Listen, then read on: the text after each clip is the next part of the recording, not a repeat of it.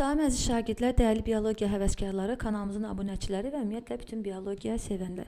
Bugünkü videomuz 2024-25-ci tədris ilində keçirilmiş Respublika Fənn Olimpiadalarının biologiyadan olan yarım final suallarına həsr olunmuşdur. Əvvəlcə aşağı yaş qrupunun suallarını izah etməyə çalışacağım. Təbii ki, siz bu izahlara artıq baxmısınız uşaqlar.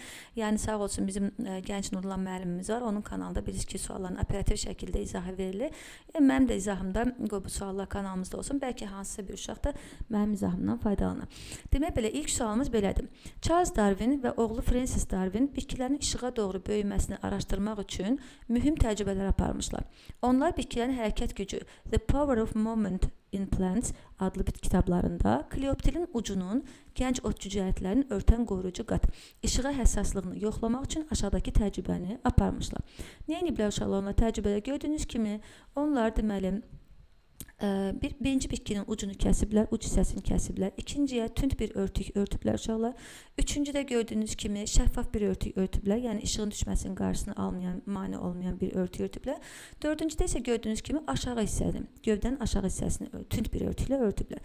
Və soldan da nə verilir uşaqlar? Soldan da işıq təmin edilir. Deyir ki, bu təcrübədən əldə olunan hansı fikir doğrudur? Bitkini işığa doğru yönəldən siqnal kökdən əmələ gəlir və gövdənin ucuna doğru yayılır.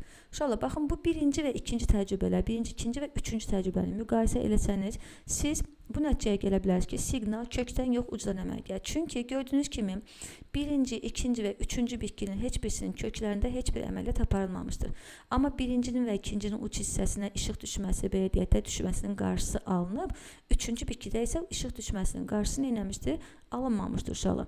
Yəni gördüyünüz kimi daha doğrusu birincidə kəsilib, ikincidə isə gördüyünüz kimi tünd örtüklə örtülüb və deməli burada uc hissədən hansısa bir xarici siqnalın alınmasına imkan yaradılmayıb. Amma üçüncüdə isə bu işıq bura düşür uşaqlar gördüyünüz kimi. Deməli siqnallardan əmələ gəlir. Deməli siqnal yuxarıdan, yəni ucdan əmələ gəlir. Deməli bu variant nədir? Yanlış uşaqlar. Bitkinin ucu işığı aşkar edir və bitkinin aşağı hissələrinə siqnal göndərərək onun işığa doğru əyilməsinə səbəb olur. Bu variantı doğru seçəcəyiz uşaqlar. Çünki gördüyünüz kimi doğrudan da bitkinin uc hissəsi, baxın, üçüncüdə və dördüncüdə bitkinin ucu sağlamdır və uc hissədən alınan siqnal aşağıya doğru ötürülür və onun əyilməsinə səbəb olur. Əyilmənin səbəbini də siz bilirsiniz uşaqlar. Əyilmənin səbəbi nədir? Fototropizmdir. Fototropizm isə nəyin hesabına baş verir? Uzanma hesabına. Uzanma nəyin hesabına baş verir? Auksin adlanan nəyin hesabına? Hormonun hesabına baş verir.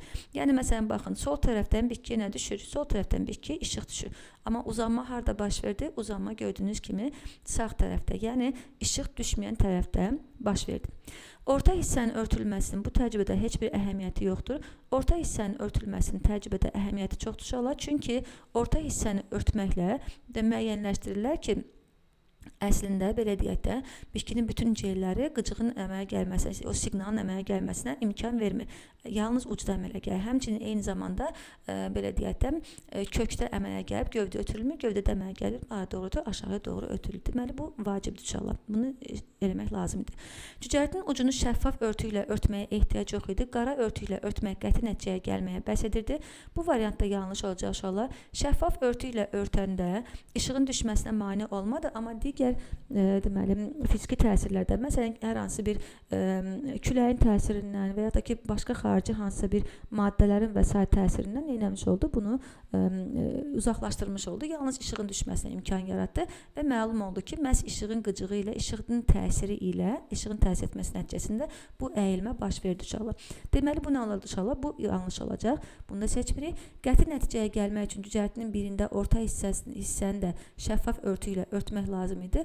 Orta hissədə şəffaf deməli örtü ilə örtməyin bir mənası yoxdur uşaqlar. Elə tünd örtü ilə örtdükdə artıq bu nəticəyə gəlmək mümkün olur. Ona görə də bu variant da yanlış olacaq. İkinci suala baxaq uşaqlar. Deyir ki, bu araşdırma Boysen Jensen tərəfindən ya Jensen səhv eləmirəmsə tərəfindən davam etdirilmişdir. O cücərtinin ucunu kəsmiş və bu kəsilən uc ilə bitkinin qalan hissəsi arasına jelatin bloku yerləşdirmişdir. Jelatin kimyəvi maddələri keçirir. O biri cücərti ilə eyni prosesi təkrar etmiş. Bu dəfə jelatin əvəzinə mika maddəsi istifadə etmişdir. Bu isə kimyəvi maddələri keçirmir.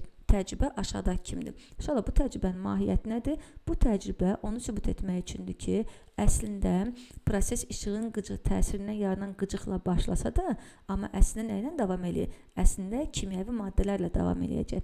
Yəni burada kimyəvi maddələri keçirən və keçirməyən blokların qoyulması ilə o siqnalın əslində kimyəvi xarakter daşıdığını neyiniyir? Sübut etməyə çalışır. Deməli, hansı fikir səhvdir deyəndə böyüməyə səbəb olan siqnal kimyəvi siqnaldır ifadəsi burada doğru olacaq. Bunu seçmirik. Böyüməyə səbəb olan siqnal fiziki siqnaldır ifadəsi. Bu nə olacaq uşaqlar? Bu yanlış olacaq. Bunu seçirik. Avtomatik olaraq biri doğrudursa, deməli o birisi yanlışdır. Deyə bilərsiniz ki, burada işıq. Uşaqlar, burada işıq belə deyək də, bitkinin fotosintez eləməsi üçün vacib olan bir amildir. Amma eyni zamanda biz sinə bilirik ki, hardan ki işıq düşür, digər tərəfə isə kölgə düşür, digər tərəfdə auksin hormonu sintez olunur. Auksin hormonu həmin o kölgə düşən tərəfdə, yəni işıq düşməyən digər tərəfdə yayılaraq nəyə səbəb olur? Uzanmaya səbəb olur. Burada isə nə deyir? Böyüməyə səbəb olan siqnal. Gördüyünüz kimi nə yarandı? Auksin yarandı və həmin auksin böyüməyə səbəb oldu. Yəni burada işığın düşməsi auksinin yaranması və paylanmasına səbəb oldu. Biz bilirik ki, işıq əgər buradan düşsə, bitki necə böyüyəcək? Məsələn, işıq buradan düşsə, əgər bu keçirən jelatin olsaydı, bu belə düppədüz böyüyəcəkdi. İşıq sağdan düşəndə böyümə solda baş verir, soldan düşəndə isə sağda baş verir. Biz bunu bilirik inşallah. Amma nəticədə bu nəyə səbəb oldu? Auksinin yaranmasına. Demək, kimyəvi bir siqnal yaranır inşallah. Hər bir bitki hüceyrəsi, daha doğrusu bu cümlə belə olmadı inşallah. Bitkinin hər bir hüceyrəsi böyümə siqnalı əmələ gətirmir. Siqnal bir yerdə əmələ gəlir və digər yerlərə yayılır. Əgər hər bir hüceyrə böyümə siqnalı əmələ gətirsəydi uşaqlar, o zaman bu böyüməli idi. Çünki yəni yalnız yuxarı hissəsində də blok yerdə qalan hissələrdə normaldır, əmələ gəlməlidir. Amma gördüyünüz kimi uşaqlar hər bir hissə əmələ gətirmir, ancaq nə əmələ gətirir? Ancaq uç hissə əmələ gətirir. Deməli bu variant doğru olacaq. Mika qoyulan nümunədə müəyyən müddətdən sonra kəsikdən yuxarı hissədən işığa doğru yönəlmə müşahidə olunacaqdır. Bu ifadə yanlışdır uşaqlar. Yəni gövdənin işığa doğru yönəlməsi üçün işıq düşməyən tərəfdə, yəni sağ tərəfdəki hüceyrələrin aşağıdan yuxarıya doğru böyüyərək uzanması lazımdır. Uşaqlar, uzanması lazımdır ki, nə olsun? Böyüməsi lazımdır ki, gövdə sola doğru əyilə bilsin. Yalnız uç hissədəki ilə bu kifayət eləməyəcək uşaqlar. Ona görə də 4 nə oldu? 3 nə oldu burada? Yanlış oldu və cavab olaraq da biz sizinlə 3-cü və 4-cünü C variantını seçdik. Növbəti təcrübəyə baxaq uşaqlar. Növbəti təcrübəni artıq Paul və Wendt aparıblar uşaqlar. Nə deyir? Deyir ki, bundan sonra Paul və Wendt ayrı-ayrılıqda təcrübələr etdilər. Paul cücərtinin ucunu kəsmiş və başqa bir bitkinin kəsilmiş səthinə asimetrik şəkildə yerləşdirmişdir. Sonra bitkini qaranlıq mühitdə saxlamışdır. İşıq siqnalı olmamasına rəğmən cücərtdə əyilmə baş vermişdir. Baxın uşaqlar, nə edib? Gördüyünüz kimi burada işıq siqnalı yoxdur. Qaranlıqda saxlayıb. Və deməli ucunu kəsib, bir bitkidən kəsib, başqa bir bitkiyə nə edib uşaqlar? Başqa bir bitkiyə asimetrik şəkildə görürsünüz. Olduğu ki, düppədüz yox, asimetrik şəkildə yerləşdirmişdir. Sonra bitkini qaranlıq müddətdə saxlamışdır. İşıq siqnalı olmamasına rəğmən cücərtdə əyilmə baş vermişdir. Wendt isə cücərti uclarını kəsmiş və kimyəvi maddənin diffuziya etməsinə imkan yaratmaq üçün onları agar blokunun üzərinə yerləşdirmişdir. Daha sonra bu agar bloklarının ucları kəsilmiş cücərtilərin üzərinə asimetrik şəkildə yerləşdirilmiş və bitkiləri qaranlıq şəraitdə saxlamışdır. Bitkilər işıq olmadan da əyilmişdir. Bu təcrübələrin sxemi aşağıdakı şəkildə verilmişdir. Bizdən nə soruşur uşaqlar? Mən bu təcrübələrin belə deyək, internetdə daha başqa şəkillərdə baxmışdım inşallah. Orada Paul da məsələn həm bu tərəfə yerləşdirir, həm sağ tərəfə yerləşdirir ucları. Eyni zamanda Wendt də yalnız bir tərəfə yerləşdirir inşallah. Həm sol tərəfə yerləşdirir, həm sağ tərəfə yerləşdirir və hətta bəzilərində düz yerləşdirir və böyüməni müşahidə edir və görürük inşallah solda yerləşdirdikdə sağa doğru əyilmə baş verir, sağda yerləşdirdikdə sola doğru əyilmə baş verir. Əgər jelatin bloku düz yerləşdirirsə, o zaman da düz böyümə baş verir inşallah. Yəni təcrübəni belə oxumuşdum mən. Verilmiş təcrübələrlə əlaqədar səhv mülahizə hansıdır? A variantı asimetrik böyüməyə səbəb gövdə ucunda əmələ gələn kimyəvi maddədir. Biz sizinlə bunu artıq bayaqlarında qeyd elədik inşallah. Doğrudan da baxın məsələn İkinci, Wendtin təcrübəsi nəyə sübut eləyir? Wendtin təcrübəsi onu sübut eləyir ki, baxın görürsünüz, ucu neynədir? Ucu gördüyünüz kimi jelatin bloklarının üzərinə yerləşdirdi. Deməli, burada hansısa bir maddə əmələ gəldi. Jelatin bloklarda həmin maddə diffuziya ilə jelatin bloka keçdi. Jelatin bloku da gəldi, bura yerləşdirdi. O maddə oradan da diffuziya ilə hara keçdi inşallah? Diffuziya ilə də gövdənin aşağı hissəsinə keçdi. Deməli, doğrudan da burada nə baş verir? Burada kimyəvi bir siqnal əmələ gəlir və bu siqnal harada əmələ gəlir? göstərir. Bu siqnal məhz uç hissədə əmələ gələn kimyəvi maddədir. Deməli, A variantı burada doğrudur, bunu seçmirik. Kimyəvi siqnalın yayıldığı sahədə hüceyrələrin daha çox uzanması əyilməyə səbəb olur. Gəlin baxaq uşaqlar. Baxın, məsələn, bu elə blokdan görürük uşaqlar. Kimyəvi siqnal gördüyünüz kimi burada bu hissədə yayıldı, yəni solda yayıldı və böyümə də harda baş verdi uşaqlar? Böyümə də məhz solda baş verdi. Deməli, B variantı burada nə olacaq? B variantı da doğru olacaq. Ventin təcrübəsi ilə PAAL təcrübəsinin nəticələri tamamilə eynidir. Sadəcə metodika fərqlidir. Bunlar fərqli belə deyək də təcrübələrdir uşaqlar. Çünki gördüyünüz kimi PAAL burada kimyəvi maddələrin difuziyasına filan heç birisini yoxlamır uşaqlar. Yəni onu maraqlandıran siqnalın harda əmələ gəlməsidir. Onu maraqlandıran o gördük ki, siqnal harda əmələ gəlir? Siqnal məhz uç hissədə əmələ gəlir bunu. Amma digər isə uşaqlar, o birisində isə bu siqnalın kimyəvi bir maddə olaraq ötürülməsi və həmin belə deyək də hardan ki uç hissə hardakı var, o hissədən yayılmasını sübut eləməkdir uşaqlar. Yəni bunlar ikisi belə deyək də fərqli təcrübələrdir. Yəni onun təcrübənin məqsədi də, nəticəsi də tamamilə fərqlidir. Eyni zamanda metodikalar da fərqlidir uşaqlar. Ona görə də C variantını burada deməli yanlış variant kimi götürə bilərsiniz. Hər iki təcrübə göstərir ki, əyilmə səbəb olan kimyəvi siqnal cücərtinin ucunda əmələ gəlir. Bəli, deməli hər iki təcrübə əyilməyə səbəb olan deməli siqnalın uç hissədə əmələ gəldiyini göstərir uşaqlar. Çünki burada da gördüyünüz kimi hara ki həmin uç hissə birləşib, böyümə, uzanma həmin hissədə baş verib. Və digərində də harda ki uclarla əlaqədə olmuş jelatin bloklar yerləşdirib, böyülmə gördüyünüz kimi həmin hissədə əmələ gəlmişdir. Ümumi olaraq 4 təcrübə nəticəsinə qənaətə gəlmək olar ki, əyilməyə səbəb olan siqnal molekulu gövdədə işıq düşməyən tərəfə yığılır. Deməli, bu belə deyək də, bu Y variantı biraz, necə deyim uşaqlar, mənim üçün biraz tam da aydın olan bir variant olmadı. Yəni C variantı burada dəqiq olaraq deməli yanlışdır. Amma Y variantına baxın. Çünki 4 təcrübədən ikisində işıq istifadə olunmuşdu, amma ikisində isə işıqdan istifadə olunmayıb uşaqlar. Ona görə də biz növbəti son 2 təcrübədə o kimyəvi maddənin yaranmasına belə deyək də səbəb olan siqnalın məhz işıq siqnalı olması və yaxud da ki bu siqnalın işıq düşməyən tərəfdə yığılmasını, yəni bu son 2 təcrübədən sübut etmək mümkündürmü? Bu biraz mənə belə deyək də qaranlıq qarşılar. Ona görə də bunun üzərindən bir belə, daha doğrusu bura bir ulduz işarəsi qoyuram. 4-cü suala baxırıq. Ventin təcrübəsində jelatinə keçən siqnal molekulu hansıdır? Bu deməli aoksin olacaq uşaqlar. Aoksin birisi böyüməyə belə deyək də cavabdehdir. Giberellinlər də, absis turşular da bunlar bitkinin yazda və payızda belə deyək də fəaliyyətini, yəni biri yaz gələndə gün uzunluğuna əlaqədar olaraq bitkilərdə böyüməyə səbəb olur. Məsələn, toxumların inkişafından danışa bilərsiniz. Absis turşusu biri qarşısını alır, biri isə onun inkişafına səbəb olur. Yəni bu cür deməli fərqli funksiyalar yerinə yetirirlər digər hormonlar. Meşə örtüyü ilə bağlı bir sual var uşaqlar. Daha doğrusu bir neçə sual var. Bu da maraqlı sualdır, yaxşı sualdır. Ümumiyyətlə sualların hamısı düşünürəm ki, maraqlı və düşündürücüdür. Meşə örtüyü sıx bitki təbəqəsi əmələ gətirən ağacların yuxarı qatı elmi tədqiqatlardan çox əvvəl mühüm ekoloji zona kimi tanınmışdır. Lakin örtüyün müstəqil bioloji vahid kimi sistematik şəkildə tədqiqi 20-ci əsrdə başlamışdır. Bir sıra kəşflərdən sonra meşə örtüyünün unikal biomüxtəlifliyə və mikroiqlimlərə malik müstəqil ekoloji vahid kimi qəbul edilmişdir. Meşə örtüyü olmalıdır yəqin ki burada. Aşağıdakı şəkildə tropik meşənin sxemi verilmişdir. 5-8-ci suallar meşə örtüyü haqqındadır. Demək belə uşaqlar. Biz sizinlə enli yapaqlı meşələrə adətən 5 yarus keçirik. Amma burada isə gördüyünüz kimi 4 dənə yarus verilmişdir. Deməli uşaqlar sonuncu yarusda nəyə diqqət edəcəksiniz? Sonuncu yarusda gördüyünüz kimi ot bitkilər var uşaqlar. Yəni 4-cü yarusda ot bitkilər var. Eyni zamanda əgər bu deməli sonuncu yarussa deməli burada həm də meşə döşənəyi vardır. Yəni çürüntülər və s. də burada vardır. Ona görə də gəlin də seçək. Meşələr adətən hündürlük və ekoloji funksiyalarına görə bir neçə yarusa bölünür. Deməli bizdən deyir ki, bu yarusların şəkildəki deməli səviyyələrlə uyğunluğunu düzgün müəyyən edin uşaqlar. Düzgün uyğunlaşdırıldığı bəndə seçin.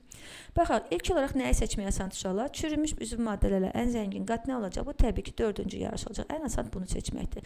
İkinci ən asandı nədir?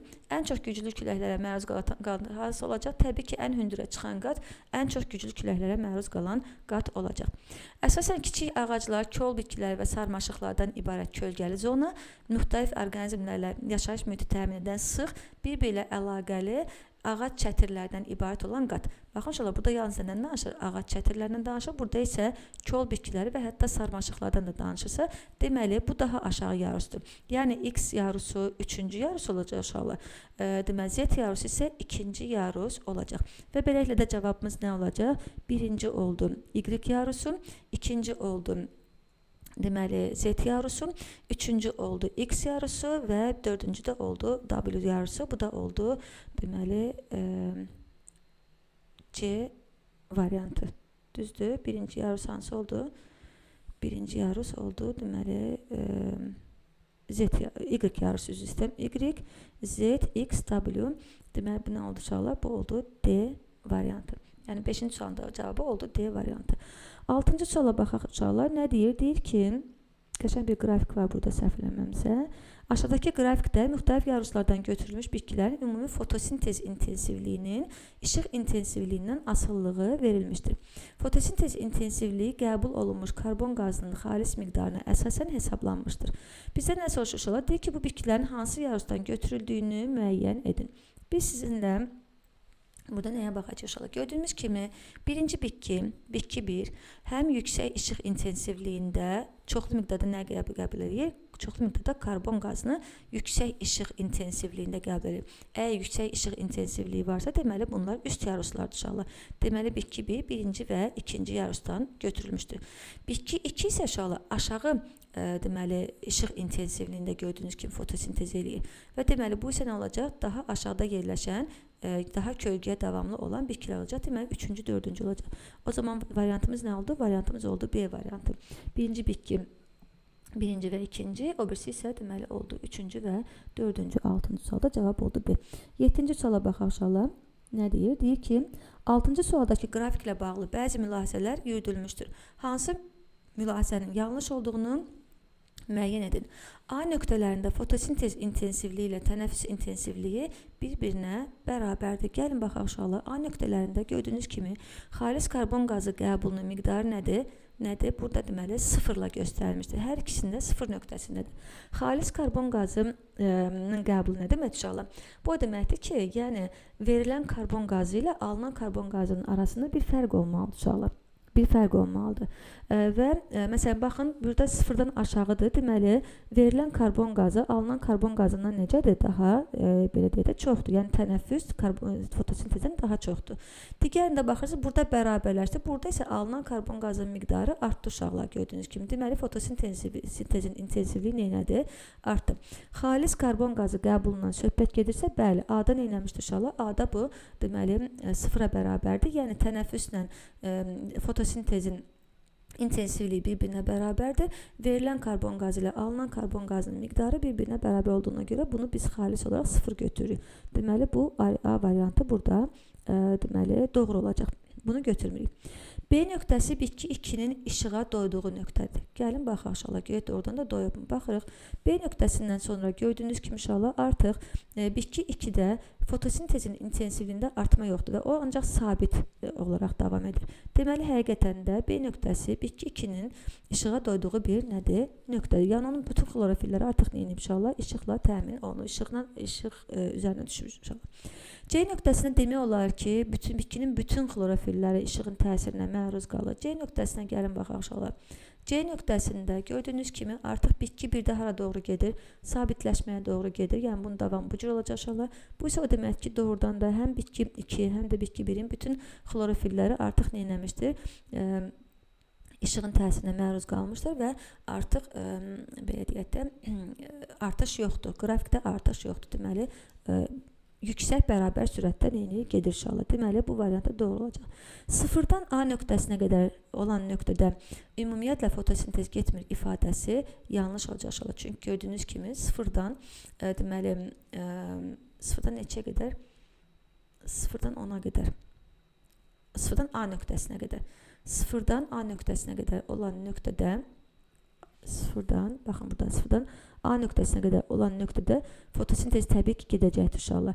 Çünki gördüyünüz kimi burada baxın əvvəldən əvvəlki hissəsinə baxın. Əvvəlki hissəsində gördüyünüz kimi karbon neyləmişdir? Yəni fotosintez buradan başlamışdı uşaqlar. Mənfi deməli sıfırdan aşağıdan başlamışdı və neyləmişdir? Gəlib A nöqtəsində artıq sıfıra çatmışdır. Deməli fotosintez əslində daha aşağıdan başlayıb, hətta tənəffüsdən intensivliyi aşağı olan nöqtədən belə başlayıb uşaqlar və sonra artmağa doğru getmişdir. Deməli bu ifadə burada nə olacaq? Yanlış olacaq. Əgər olmasaydı, yəni əgər fotosintez getməsəydi, onda fotosintez əyrisi sıfır nöqtəsindən başlamalıdır uşaqlar. Yəni sıfırdan aşağıdan başlamalı deyildi. Yəni A nöqtəsindən aşağıdan başlamalı deyildi. Deməli bu variant nə olacaq? Bu variant yanlış olacaq. Az işıq intensivliyində bitki 2 daha çox fotosintez edəcəkdir. Bu ifadə doğru olacaq uşaqlar. Çünki bitki 2 nə oldu? Bitki 2 3-cü və 4-cü yarıslardan götürülmüş bitkidir və bu bitkilər kölgəyə davamlı bitkilərdir. Biz də sizinlə bilirik ki, bitkilərdə, kölgəyə davamlı bitkilərdə epidermislərində xüsusi növ deməli onların xlorofilləri, xloroplastları olur ki, bu xloroplastların da hesabına onlar zəif işıqda nə edə bilirlər? Zəif işıqda yaxşı fotosintez edə bilər və təbii ki, kölgə belə bitkilər üçün daha əlverişli olacaq. 8-ci suala baxaq uşaqlar. Deyir ki, bu yarusların birindən toplanmış yarpaqların şəkli verilmişdir. Bu yarpaqlar ən çox hansı yarus üçün xarakterikdir? Deməli, mən burada arqument olaraq bir neçə məsələyə baxacağım inşallah. Əvvələn yarpaqlara fikir versəz, bunlar ağac yox, ot bitkilərinin yarpaqlarına bənzəyir. İkincisi, bu yarpaqların gördüyünüz kimi hamısının kənarı necədir? Hamısının kənarı bütövdür. Bir-iki dənə yarpaq görə bilərsiniz ki, burada məsələn bunun da kənarları bütövdür. Bir dənə bu yarpaqda siz məsələn belə deyək də dilimli yarpaq görə bilərsiniz inşallah. Yarpağın kənarının bütöv olması o demək ki, yəni ondan aşağıda yarus yoxdur və ondan aşağıda işığın düşməsinə ehtiyacı olan bir bitki yoxdur inşallah. Demək bu aşağı yarusun bitkilərdir. Həmçinin bir də bu bitkinin yarpağının bir rənginin biraz sanki belə deyək də qəhvəyə doğru dəyişməsi, artıq bunun tökülmüş bir yarpaq olması və bu yarpağın artıq belə deyək də xloroplastlarının xromoplastlarla əvəz olması və getdikcə rənginin tündləşməyə doğru getməsini arqument gətirək mən burada D variantını, yəni 4-cü variantı seçərdim. Növbəti suala baxaq uşaqlar, nə deyir? Aha, bu artıq başqa bir sualdır, mövzudur. Deyir ki, heyvanlarda xarici mühitdə qazlar mübadiləsi müxtəlif yollarla gedir və müxtəlif xüsusiyyətlərə malikdir. Bu xüsusiyyətlərə əsaslanaraq heyvanların təyinat açarı verilmişdir və 9-11-ci sualları bu məlumatlar əsasında cavablandırmaq lazımdır. Hansı bənddə qazlar mübadiləsi xüsusiyyəti ilə orqanizm düzgün uyğunlaşdırılmışdır? Baxaq uşaqlar. V-yə baxırıq. V nədir bizdə? Və burada da gördüyünüz kimi qaz mübadiləsində traxeyadan əlavə quruluşlarda iştirak edir. Traxeya nələrdə var idi? Hörümçəklərdə və deməli həşəratlarda var idi. İnşallah hörümçəklərdə, hörümçək kimlərdə daha doğrusu. Onlarda biz ki əlavə olaraq nə var idi? Əlavə olaraq ağciyərləri var idi və deməli o zaman biz sizinlə burada əqrəblər, hörümçəklər və hörümçəklər, yəni deməli A, C və bir də Y variantlarını hələ ki nəzərimizdə saxlayaq. İkinci nədir inşallah? İkinci W-dur gördüyünüz kimi. Deməli, ağciyərlər necə quruluşdur? Ağciyərlər sadə quruluşludur, diafraqma yoxdur. W. Ağciyərlər hansı canlılarda var? Ağciyərlər onurğalılarda var. Bilirsiniz ki, inşallah bir də deməli ağciyərlərdən biz sizinlə deməli danışmışıq mollyusklardan qarın ayaqlı mollyusklarda danışmışıq və həmçinin ağciyərlərdən bir də hörümçək kimlərdə danışmışıq uşaqlar və burada diafraqma yoxdur, sadə quruluşlu diafraqma yoxdur. Bu diafraqma bizi nəyə yönəldir? Diafraqma bizi deməli onurğalılara yönəldir. Onurğalıların içərisində suda qurda yaşayanlar və bir də deməli sürünənlərin ağciyərlər bilirsiniz ki, sadə quruluşlu uşaqlar və deməli buradan biz sizinlə baxırıq. Suda qurda yaşayanlar olan variantda nə var? Həşəratlar var. Deməli bu variant nə oldu? Yanlış oldu. Bunun üstündən keçdik. Qaldı nə? Sürünənlər olan variant və A və Y variantlarına baxırıq. S nədir uşaqlar bizdə? S gördüyünüz kimi deməli daxili qəlsəmələr, yəni qəlsəmələr bədənin daxilinə keçmişdir və xaricdən görünmür, mövcuddur. Daxili qəlsəmələr nələrdə var idi? Balıqlarda var idi, mollyusklarda var idi və həlqəvi qurdlarda bilirsiniz ki, uşaqlar deməli qum qurdunda qəlsəmələr var, amma onlarda dəri törəməsi olaraq deməli dərinin daha doğrusu büküşlər şəklində əmələ gəlmiş. Deməli o daxili qəlsəmə deyildir. Mollyusklar isə daxili qəlsəmə olaraq götürə bilərsiniz. Ona görə də burada G variantını bu məntiqlə seçə bilərsiniz. Sonraki sualda nə deyir inşallah? Deyir ki, hər hansı bir şagird çömçəquyruq tapsa və bu dixotomik açarlar vasitəsilə onun qrupunu təyin etsə, o çömçəquyruğu hansı qrupa əlavə etməlidir? Gəlin baxaq inşallah. Birdən başlayaq. Qaz mübadiləsi bütün bədən səthi ilə baş verirmi? Xeyr. Onun xüsusi nəyi vardır inşallah? Tənəffüs orqanları vardır. Birisi ki, qəlsəmələrlə tənəffüs edir. Deməli, 3-ə gedirik inşallah. 3-ə baxırıq A mübadiləsinə. Qaz mübadiləsinin adı daha doğrusu. Qaz mübadiləsi qəlsəmələr vasitəsilə baş verir ifadəsi doğrudur. Ona görə də 4-ə gedirik inşallah. 4-ə baxırıq. Xarici qəlsəmələri, xaricdən baxdıqda qəlsəmələr görünür, mövcuddur. Biz sizinlə qurbağalar çömçəquyruqda daha doğrusu xarici qəlsəmə olduğunu bilirik inşallah. Bizim dərsliyimiz yazır ki, daxili qəlsəmələr də vardır. Amma siz əgər Yaşar Kazımov və Gülnar Mirzəyevanın kitabını oxumusunuzsa, orada deməli qeyd edir ki, çömçəquyruqda ancaq xarici qəlsəmələri qeyd edir. Daxili qəlsəmələri mollyusklarda, balıqlarda qeyd edir, xərçəng kimlərdə məsələn qeyd edir, amma deməli çömçəquyruqda isə ancaq xarici qəlsəmələri qeyd edir. Ona görə də biz sizinlə burada xarici qəlsəmələri konkret olaraq bilirik inşallah, bilirik ki var. Ona görə də eri burada nə edirik inşallah? Eri burada seçirik. Xarici qəlsəmələrin olduğunu konkret olaraq biz sizinlə bilirik. Amma bizim dərslik yazır ki, sonradan daxili qəlsəmələr əmələ gəlir. Amma o biri kitabda bu daxili qəlsəmələrin əmələ gəldiyini yazmış inşallah. Sonra yeni 8-ci sinif dərsliyində də səhv eləmirəmsə orada salamandr var idi. Orada xarici qəlsəmələr deyəsən göstərmişdi. Dəqiq yadımdan çıxıb. Demək belə 11-ci suala baxaq inşallah. Deyir ki, Y qrupuna aid 3 canlının hemoqlobin oksigen dissosiasiya əyrisi verilmişdir. Bu canlılar haqqında verilmiş mülahizələrdən hansı yanlışdır? Demək inşallah gəlin əvvəlcə dissosiasiya əyrilərinə baxaq. Gördüyünüz kimi birincisi deməli birinci budur. Göy rənglə verilən biri budur. İkinci yaşıldır, üçüncü isə nədir uşaqlar? Üçüncü isə qırmızıdır.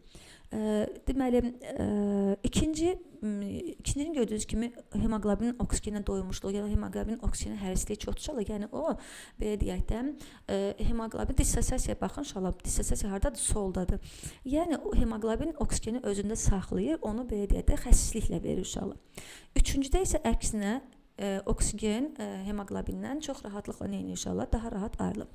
Birinci ortadakı isə inşallah gördüyünüz kimi elə bir vəziyyətdədir ki, nə BDT çox dissosiasiya eləmir, nə də eyni zamanda BDT zəif dissosiasiya. İkinciyə nisbətən çoxdur dissosiasiya əyrisi sağa doğru sürüşür.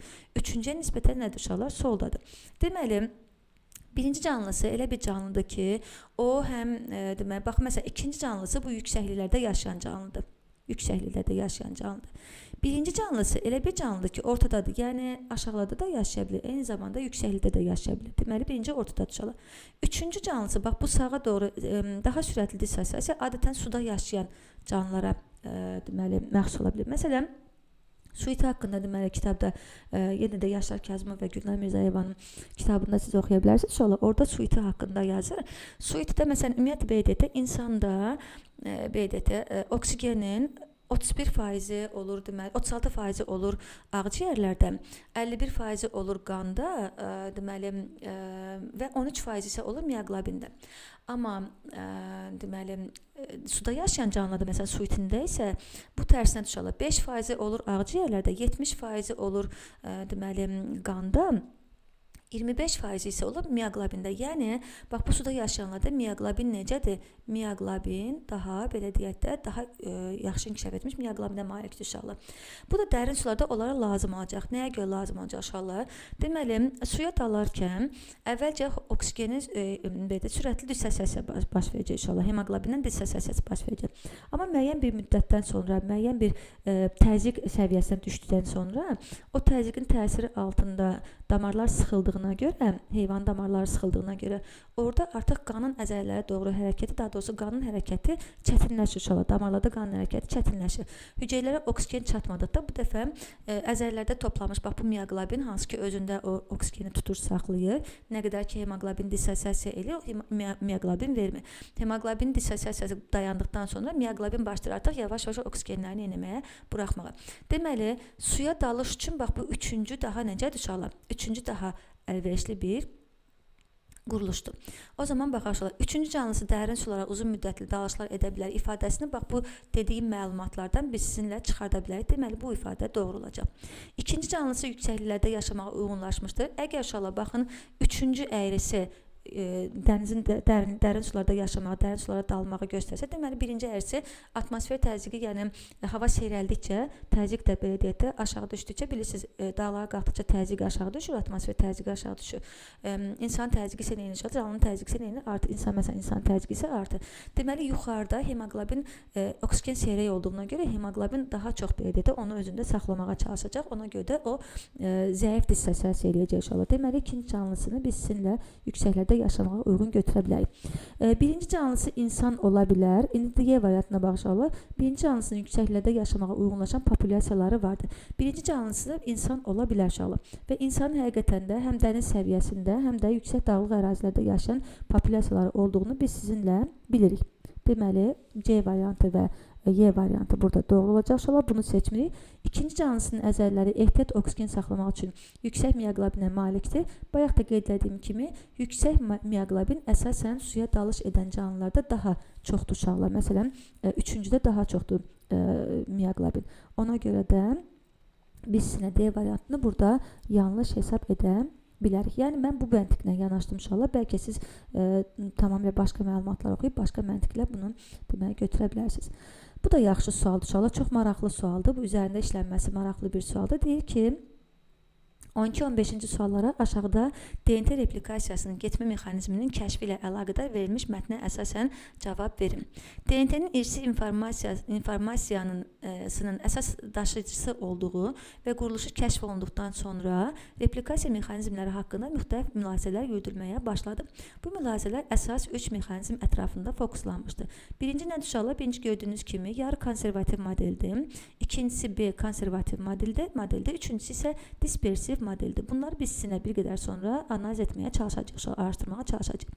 Deyir ki, DNT replikasiyasının məhz hansı mexanizmlə getdiyini aydınlaşdırmaq üçün Messelson və Stahl adlı alimlər belə bir təcrübə aparmışlar.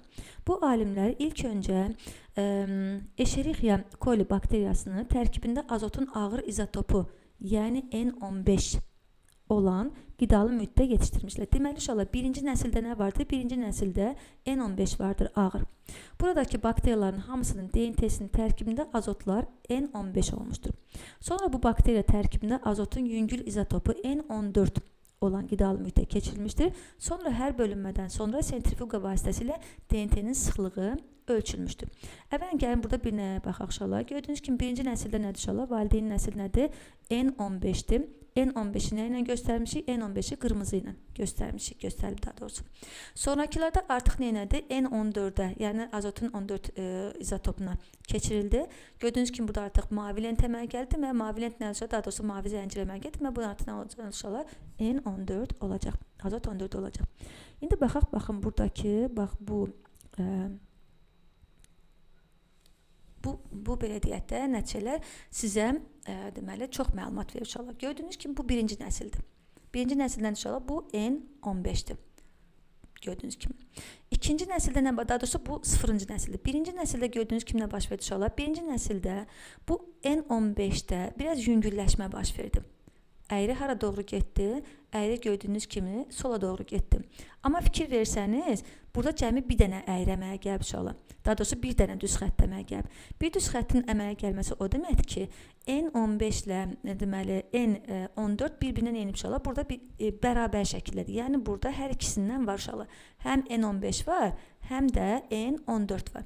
Həm də ki inşallah bu N15 ilə N14 eyni molekulun tərkibindədir. Çünki əgər onlar ayrı-ayrı olsaydılar, o zaman nə deməkdir? O zaman orada 2 dənə zolaq əmələ gəlməkdir. Üçüncüyə baxır, daha sonra ikinci nəslə baxır inşallah. İkinci nəsildə gördüyünüz kimi nə baş verdi? İkinci nəsildə 2 zolaq əmələ gəldi inşallah. Deməli bu o demək ki, N15 nədir? N15 ayrıca bir zolaq şəklində, ayrıca bir zəncirdə bir yerə toplanır inşallah. N14 isə ayrıca bir zəncir olaraq əməyə gəldi və arca toplamağa başladı uşaqlar. Baxdığınız kimi burada hər ikisinin miqdarı nədir uşaqlar? Burada hər ikisinin miqdarı gördüyünüz kimi bərabərdir. Amma sonra da baxırsınız nə görürsünüz uşaqlar? Gördüyünüz kimi N15-də və deməli həm də eyni zamanda burada sola doğru sürüşmə bu yüngülləşməni göstərir uşaqlar. N14 yeni əməyə gəldi və sola doğru nədir? Sola doğru sürüşdü. Çünki N15 hardaydı? N15 gördüyünüz kimi burada sağdadır uşaqlar. N14 daxil olan kimi sola doğru sürüşmə baş verdisə, deməli hər dəfə N14 ilə yəni yüngülləşmə getdikcə nə etməlidir? Yüngülləşmə getdikcə sola doğru əyilməlidir. Baxın uşaqlar, növbəti nəsillərdə sola doğru nə yoxdur? Sola doğru bir yüngülləşmə yoxdur. Sola doğru bir hərəkət yoxdur. Bu demək ki, zəncirdə artıq nə yoxdur? Zəncirdə artıq yüngülləşmə yoxdur. Amma axıra qədər baxsanız görərsiniz ki, burada da hamısında nə vardır uşaqlar? Hamısında ikinci bir zəncir vardır. İkinci bir zəncirin olması o demək ki, N15 hamısında sintez olunur, amma eyni miqdarda sintez olunur uşaqlar. Eyni miqdarda sintez olunur. Burada isə gördüyünüz kimi uşaqlar N14 olan cərgidə isə sıxlıq neynədir? Sıxlıq artdı və rəng neynədir? Tündləşdi. Deməli, daha çox əmələ gələn nələrdir uşaqlar? Daha çox əmələ gələn N14-lərdir. İndi uşaqlar, baxın, burada sizə birinci sual belədir. Deyir ki, eyni sıxlığa malik DNT molekulları ultrabənövşəyi absorpsiya fotolarında zolaq şəklində görünür. Müxtəlif nəsil dövrlərindən sonra zolaqlar göstərilmişdir. Mətndən də göründüyü kimi replikasiyanın 3 mümkün mexanizmi təklif olunmuşdur. Konservativ model, yarı konservativ model və dispersiv model. Deyir ki, birinci nəsildə alınan nəticələr hansı modelin mümkünlüyünü inkar edir. Demək, baxaq, birinci nəsildə biz nə gördük? Əvvəlcə bir ona baxaq sizinlə. Əvvəlcə bir sxema baxaq. Gördüyünüz kimi uşaqlar, birinci nəsildə sola doğru sürüşmə var, amma bir dənə zolaq var. Sola doğru sürüşmə var, amma bir zolaq vardır. İndi gəlin baxaq bura uşaqlar. Gördüyünüz kimi baxın. Birinci nəsildə yarı konservativ modeldə N14-lər əməyə gəldi, amma gördüyünüz kimi uşaqlar N15 ilə N14-ün sayı bir-birinə nədir? Bir-birinə bərabərdir. Deməli, burada ona görə də bu nədir uşaqlar? Daha doğrusu hər iki əməyə gələn molekul eyni cürdür uşaqlar. Bir zənciri N14-dür, bir zənciri nədir? Bir zənciri N15-dir. Yəni, bunların ikisinin ağırlığı nədir? Bir-birinə bərabərdir. Gördüyünüz kimi. Amma məsələn, konservativ modelə baxın. Konservativ modeldə bu tam nədir? Bu tam N14-dür. Bu tam N nədir uşaqlar? Bu tam N15-dir gördüyünüz kimi. Deməli, burada iki zolaq əmələ gəlməkdir. Biri soldakı nə olmaydı? Sola doğru bir sürüşmə olmaydı və deməli, bu soldakı olmadı N14, sağdakı olmadı N15. Orada isə nə var uşaqlar? Orada isə gördüyünüz kimi cəmi bir dənə nə vardı? Cəmi bir dənə zolaq vardı uşaqlar. Bu deməkdir ki, deməli, burada konservativ model ola bilməz uşaqlar. İndi dispersiv modelə baxaq. Dispersiv modeldə gördüyünüz kimi əmələ gələn nəsillərdə eyni uşaqlar. Yəni, eyni bir molekulda həm nə var? Həm gördüyünüz kimi N14 izotopları var, həm də eyni zamanda eyni bir zəncirdə hətta. Həm də eyni zamanda N15 izotopları gördüyünüz kimi vardır. Deməli, burada yarı konservativlə dispersivin əmələ gəlmək və bu da sizə bir zolaq verəcək uşaqlar. Çünki eyni cür molekullar əmələ gəlir, burada gördüyünüz kimi. Bu da sizə bir zolaq verəcək, deməli, amma bir qədər sola doğru sürüşmə baş verir. Çünki nə oldu uşaqlar? Çünki eyni bir molekulda həm N14 var, daha yüngülləşdi, həm də N15 vardır. Deməli, yarı konservativ və dispersiv modellərin olmaq ehtimalı vardır, amma konservativ modelin olmaq ehtimalı konkret olaraq nədir uşaqlar? Konkret olaraq yoxdur. Ona görə də A-nı burada doğru variant kimi seçdik. İkinci sola baxırıq uşaqlar. İkinci solda nə deyir? Deyir ki, 0-cı nəsildəki DNT zolağının sıxlığı 1714. 5-ci nəsildə isə tünd DNT zolağının sıxlığı 1710-dur. Birinci nəsildəki DNT zolağının sıxlığının təxmini qiyməti neçə olacaq? Əslində uşaqlar, bunu hesablamadan da buradan bir nəticə çıxartmaq mümkündür. Nəticəni necə çıxardaq?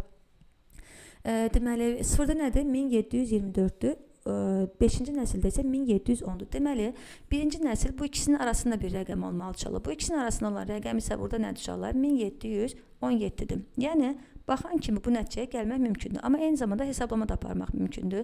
Yəni, 1724 ilə 1710-u topladınız uşaqlar. Bu nə elədi? 3434 elədi. Onu da 2-yə bölsəniz nə eləyəcək uşaqlar? 1, 7, yenə də deməli 1 və deməli 7. Yəni 1717 cavabını buradan rahatlıqla ala bilərsiniz. Amma yəni məntiqlə də bu cavabı seçmək mümkün idi. Keçək deməli 14-cü suala deyir ki, 0-cı nəsildə bir ədəd DNT molekulunun olduğunu nəzərə alsaq, 4-cü nəsildə tünd rəngli zolağı əmələ gətirən DNT molekullarının sayının açıq rəngli zolaqları əmələ gətirən DNT molekullarına nisbəti necə olacaq? Gəlin inşallah əvvələn buradan sizdən təyin etməyə çalışaq ki, bu model hansı modelə uyğundur? Baxın inşallah. Deməli, əgər bir dispersiv modelə baxsaq uşaqlar, dispersiv modeldə düzümü? Dispersiv modelə baxsaq, burada nə baş verməlidir? Burada gördüyünüz kimi getdikcə molekullarda N15-in, yəni ağır izotopların sayı neyini azalır. Deməli, burada bir nə baş verməlidir? Burada bir yüngülləşmə baş verməlidir inşallah və bu belədə sola doğru nə etməlidir? Hərəkət eləməlidir. Çünki baxın inşallah konkret olaraq baxın, məsələn, yarı konservativ modelə baxın. Yarı konservativ modeldə bir zəncir, bir molekul tamamilə nədir? Bir molekul tamamilə belə deyək də, ikinci nəsil deməli, yəni molekuldan biri tamamilə deməli N14-dür. İkincidə isə gördüyünüz kimi bir dənə zəncir nədir uşaqlar? Bir dənə zəncirin biri nədir? N15-dir. Və eyni zamanda gördüyünüz kimi nisbət neynəmir? Nisbət dəyişmir. Daha doğrusu əmələ gələn ağır zəncirin sayında rəngində tündləşmə yoxdur uşaqlar. Deməli, hər nəsildə əmələ gələn ağır zəncirin sayı eynidir uşaqlar. Yəni, mən bunu bu məntiqlə həll eləməyə çalışacağım. Deməli, indi gəlin baxaq uşaqlar. Hər nəsildə bir ağır zəncir götürək.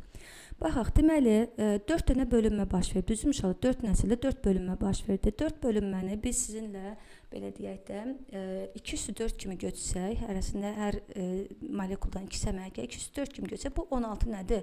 16 molekuldur. 16 molekulda neçə eləyir inşallah? 32 dənə zəncir eləyir. Düzdür? 32 zəncir. İndi inşallah baxırıq. Hər bölünmədə cəmi bir dənə belə deyək, ağır N15 cəmi bir dənədirsə uşaqlar, cəmi bir dənədir. 4 bölünmədə bu neçə olacaq? 4 bölünmədə cəmi 4 dənə ağır zəncir vardır.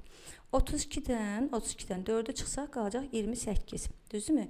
28-in də 4-ə nisbəti eləyəcək 7. Və yaxud da ki, başqa cür götürə bilərik biz bunu. Bu 4 dənə zəncir 2 molekul deməkdir. Düzdür, 2 molekul deməkdir. 16 molekulundan, 16-dan da ikisini çıxsaq qalacaq 14. 14-ün də 2-yə nisbəti təbii ki, necə olacaq? 7 olacaq. Ona görə də burada tünd rəngli zolaqların, açıq rəngli zolaqla əməl gətirən DNT molekullarının nisbəti necə olacaq? 7 olacaq inşallah. Yəni, mən bunu bu məntiqlə deməli, həll etməyə çalışdım. Təcrübə ilə əlaqədar verilmiş mülahizələrdən hansı yanlışdır? Təklif olunan mexanizmlərdən birində hər nəsildə əmələ gələn DNT zolaqları nəsillər boyunca tədricən sola doğru sürüşməlidir. Dispersivdə bunu izah elədik inşallah. Dedik ki, dispersiv modeldə getdikcə yüngülləşmə baş verdiyinə görə nə etməlidir? Sola doğru sürüşməlidir inşallah. Deməli, bu dispersiv model deyil, amma o modeldə var. Ona görə bu variant doğru olacaq. Bunu seçmirik. Təcrübə nəticələri DNT replikasiyasının semi-konservativ yolla getdiyini sübut edir. Bəli, təcrübə nəticələri onu göstərir ki, hər bölünmədə ağır zəncirin sayı artmadı, amma digərlərinin sayı artdığına görə, digərləri nə oldu inşallah? Yüngül zəncirin sayı artdığına görə, deməli, burada onların rəngi tündləşdi. Deməli, bu nə olacaq inşallah? Bu da doğru variantda seçmirik. Birinci nəsildə olan DNT molekullarındakı azotun 50% N14-dür. Bunu görə bilərsiniz inşallah. Yəni, gəlin baxaq. Yarı konservativ modeldə birinci nəsil gördüyünüz kimi 2 zəncir nədir? 2 zəncir deməli N15-dir, 2 zəncir də N14-dür. Ona görə də doğrudan da azot yarısı azotdur, 14-dür, yarısı da azot deməli 15-dir. Baxaq, deməli, bu variantda doğru oldu. Dördüncə baxırıq inşallah. Bu təcrübədə bir replikasiya dövrü DNT-nin replikasiya modelinin mexanizmini təyin etməyə kifayət etmir ifadəsi doğru olacaq inşallah. Bayaq nə dedik sizinlə? Bayaq dedik ki, birinci nəsildə həm yarı konservativ, yəni semi-konservativ, həm də dispersiv model eyni nəticəni verəcəkdir. Çünki hər ikisində yüngülləşmə baş verdi, amma hər ikisində molekullar gördüyünüz kimi inşallah bərabər ağırlıqdadır.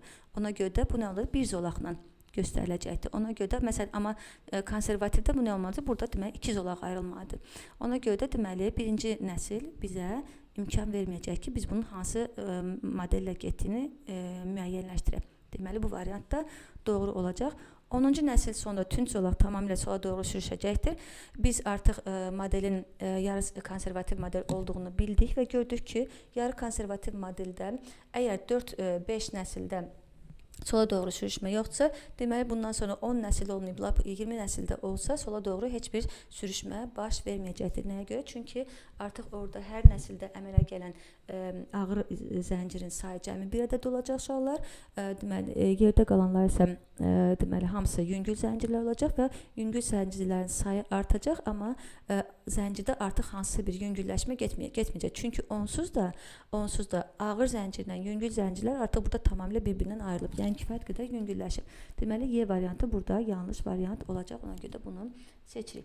Keçək növbəti deməli suala. Bu neçənci sual olacaq? Bu 16-cı sual olacaq. Aha. Özünü yoluxduran həkim. Bu sualların işte yaxşı ki, bu suallar sizə həm də yaxşı məlumatlar verir. Demək belə, Avstraliyalı həkimlər Barry Marshall və Robin Warren deməli bu nədir? Hillary pylori bakteriyasının peptik, yəni mədə və 12 barmaq bağırsaq xoralara səbəb ola biləcəyini kəşf etdilər. Mədə xorası olan xəstələrdən nümunələr götürüb laboratoriyada bu mikroorqanizmləri yetişdirən həkimlər 1982-ci ildə 100 xəstə üzərində aparılan klinik sınaqdan sonra bakteriyanı və onun mədə xoraları ilə əlaqəsini müəyyən etdilər. Əvvəllər mədə xorasının stres faktorları ilə əlaqəli olduğu düşünülürdü. Lakin Marshall və Warren öz kəşflərini tibbi ictimaiyyətlə paylaşdıqda skeptisizmlə və tənqidlə qarşılandılar. Onlar bu fərziyyəni sübut etməkdə çətinlik çəkirdilər. Hətta bakteriyanı heyvanlara yoluxdurmaq cəhdləri də uğursuz olmuşdur. Bundan sonra Marshall bakteriyaların özünü xüsusi məhdudda yetişdirdi və bu məhlulu içdi. O günlərlə qusdu və ümumi halsızlıq hiss etdi. 10 gündən sonra aparılan endoskopiya bakteriyaların hər yerdə yayıldığını və qastritin inkişaf etdiyini göstərdi. Onlar illərlə bu kəşfin beynəlxalq tibbi ictimaiyyət tərəfindən qəbul olunması uğrunda mübarizə apardılar. Nəhayət 2005-ci ildə Marshall və Warren'in işi rəsmi olaraq tanındı. Onlar öz inqilabi araşdırmalarına görə fiziologiya üzrə Nobel mükafatına layiq görüldülər.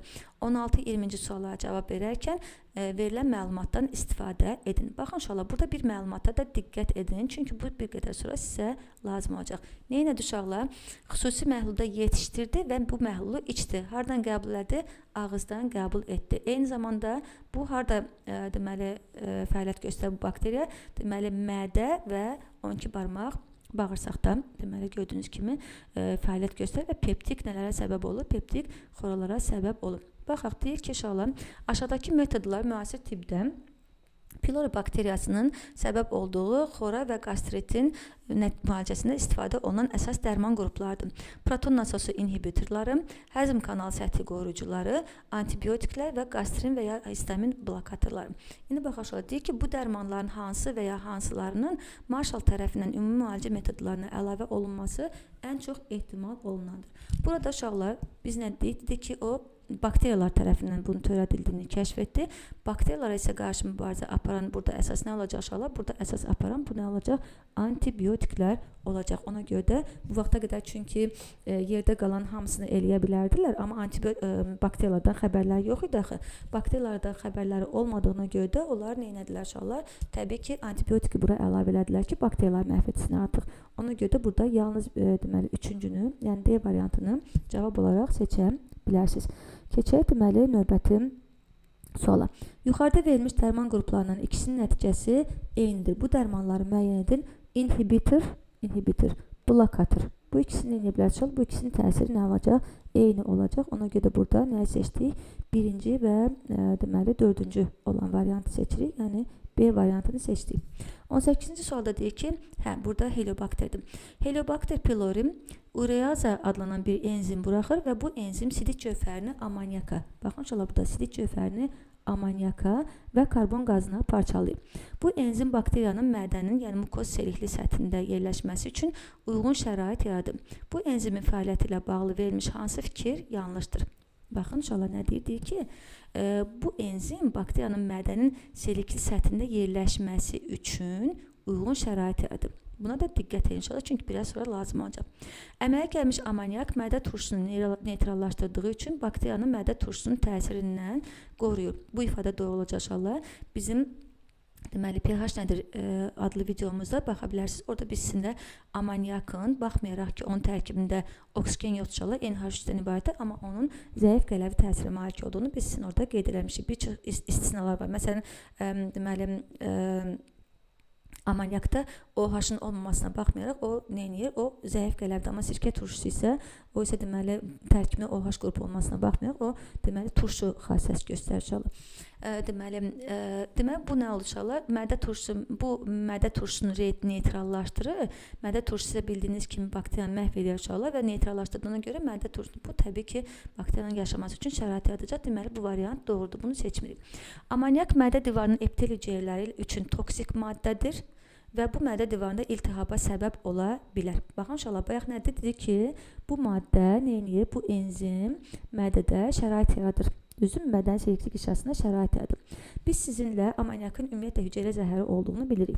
Hətta siqaretin zəhərli təsirlərindən danışarkən də onu qeyd edirik ki, siqaret çəkərkən, siqaret tütün yanarkən oradan amonyak ayrılır və bu amonyak birbaşa mədəyə keçdiyinə görə, axı biz sizinlə bilirik ki, bizim hüceyrələrimizdə əmələ gələn zülal parçalanarkən amonyak əmələ gəlir, amma amonyak hüceyrə zəhəri olduğuna görə o deməli xüsusi zülallar vasitəsilə daşınır inşallah qanımızda, bizim elə belə daşınmır. Gəlir qaraciyərə və qaraciyərdə sidik cövhərinə çevrilir.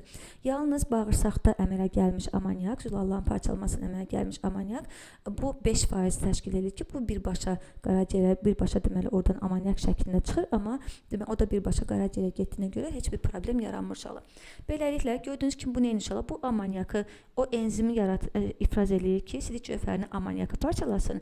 Amonyak da mədə divarında iltihaba səbəb olsun ki, bu o mədə divarına yeriyib orada nə edə bilsin? Öz fəaliyyətini həyata keçə bilsin. Deməli bu variant doğrudur və B variantının üstündən xətt çəkirik. Mədə xorası və ya qastrit simptomları olan xəstəyə sidik cövhəri verdikdə mədədə karbon qazının əmələ gəlməsi bakterial yoluxma üçün test kimi istifadə oluna bilər. Bəli. Əgər sidik cövhəri verilərsə, əgər orada bakteriya varsa, o zaman bu sidik cövhərini parçalayacaq və karbon qazı əmələ gələcək ki, bu da gəyirməyə, köpməyə səbəb olacaq və təbii ki, bu da test kimi istifadə oluna bilər. Deməli, bunu da doğru seçdik inşallah. Sidik cövhərinə bənzəyən bu ureaza inhibitoru ureaza enziminin təsirini daimi aradan qaldıra bilər. Sidik cövhərinə bənzəyirsə inşallah, sidik cövhərinə bənzəyirsə və deməli bu ureazanın inhibitoru olmayacaq, o nə edəcək? Enzimin təsirini daimi aradan qaldıra bilməz. Bu ifadə nə olacaq inşallah? Yanlış olacaq. Çünki ureaza sidik cövhərini parçalır. Yəni o sidik cövhəri onun üçün bir inhibitor deyil inşallah. Ureazanın fəaliyyəti köp və gəyirməyə səbəb ola bilər. Bu ifadə də nə olacaq? Doğru olacaq. Çünki yenə də bayaq qeyd etdiyimiz kimi karbon qazının yaranmasına səbəb olacaq inşallah və bu da təbii ki nə olacaq? Təbii ki, deməli, gəyirməyə səbəb olacaqdır. Heliobakter pylori qamçıya malik S-vari qram mənfi bakteriyadır. Bu bakteriya mikroaerofillikdir. Baxın, diqqətli olun. Nə fakultativ demir, nə deməli, mütləq demir inşallah, mikroaerofillikdir. Yəni, nə çox oksigenli mühitdə yaşaya bilir, nə də oksigensiz mühitdə. Yəni, yaşamaq üçün az miqdarda oksigen tələb edir. Mikroorqanizmlərin oksigenə olan tələbatını ölçmək üçün deməli, tioglukolat qidalı məhlulundan istifadə edilir ki, burada mühitdəki oksigenin asıllığına görə bakteriyalar müxtəlif cür yayılırlar. Tioglukolat qidalı mühitində müxtəlif bakteriyaların yayılması aşağıdakı şəkildə verilmişdir. Biz inşallah sizinlə nə bilirik? Birincisi nədir? Mütləq nədir? Mütləq aeroblardır inşallah. Çünki gördüyünüz kimi orada yayılıbdır. Səthə yaxın yayılıblar. Yəni oksigensiz mühitdə yaşaya bilirlər. İkincisi mütləq nədir inşallah? İkincisi mütləq anaeroblardılar. Üçüncü və beşinci bunlar nələrdir inşallah? Bunlar fakultativdirlər. Gördüyünüz kimi nə edə bilirlər? Bütün səthlərdə yaşaya bilirlər. Dördüncüyə baxın inşallah. Gördüyünüz kimi, baxın, üçüncü və beşincini niyə biz seçə bilmirik? Çünki burada anaerob, dərin anaerob belə deyək də mühitdə yaşayanları var. Amma o nə deyir inşallah? O deyir ki, ona az miqdarda da olsa nə lazımdır? Oksigen lazımdır. Nə oksigensiz mühitdə yaşaya bilmir, nə də tam oksigenli mühitdə yaşaya bilmir. Az miqdarda oksigenlə daha oksigensiz nisbətən belə deyək də anaerob mühitdə yaşayır. Ona görə D variantı burada ən uyğun variant olacaqdır. 20-ci suala baxır inşallah. Deyir ki, Heliobakter pylorinin qamçısı sağ qalmaq üçün ona hansı üstünlüyü qazandırıb? Maye mühitdə əlverişli şəraitdən tez hərəkət edərək uzaqlaşmaq imkanı qazandırır.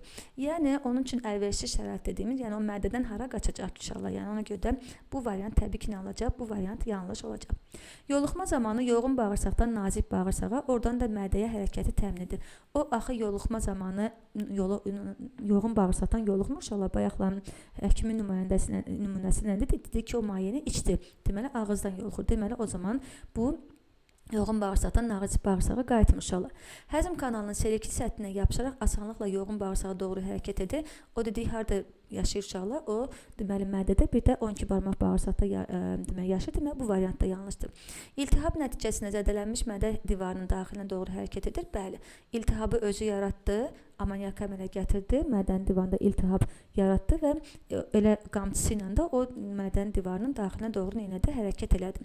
İnsan orqanizmindən kənarda isə o yaşaya bilməz inşallah, çünki o bir parazit orqanizmdir inşallah və ona görə də deməli bu variant yanlış olacaq. Deməli burada bu belə deyək də bu 8-ci siniflərdə də metodik vəsaitdə artıq bu qrafiklər verilir. Yəni getdikcə bu qrafikdən istifadə sizə daha çox lazım olacaq və bir neçə artıq dəfədir ki, bu qrafikdən sual düşür olimpiadalarda. 21-26-cı suallara aşağıda verilmiş Vickers diaqramına əsasən cavab verin. Vickers diaqramı Amerika fizioloqu Carl Vickers tərəfindən 20-ci əsrin əvvəllərində hazırlanmışdır. İlk dəfə 1921-ci ildə onun Modern Aspects of Circulation in Health and Disease oxununda səhvləməsi adlı kitabında nəşr edilmişdir. Vickers bu diaqramı qulaqçıqda, mədəcikdə və aortada qan təzyiqi dəyişməsi, ürəkdəki səslər və ürək siklinin fazaları arasındakı əlaqəni təsvir etmək üçün yaratmışdır. Onun tədqiqatları ürək fiziologiyasının anlaşılmasını əhəmiyyətli dərəcədə inkişaf etdirmiş və bu diaqram bu günə qədər geniş şəkildə istifadə olunmaqdadır. Diaqram sadələşdirilmiş şəkildə aşağıda verilmişdir. Bizə nə soruşurlar? Deyir ki, ürək sikli zamanı qapaqlar qapandıqda səs əmələ gəlir.